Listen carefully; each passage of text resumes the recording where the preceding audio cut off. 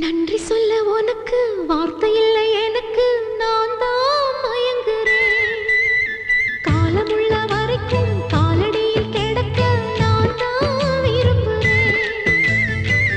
நெடுங்காலம் நான் புரிஞ்ச தவத்தாலே நீ கிடைச்ச பசும் பொன்ன பித்தளையா தவறாக நான் நினைச்சேன்.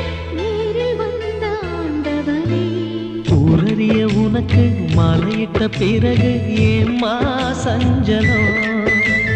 உன்னுடைய மனசும் என்னுடைய மனசும் ஒன்றாய் சங்கமோ?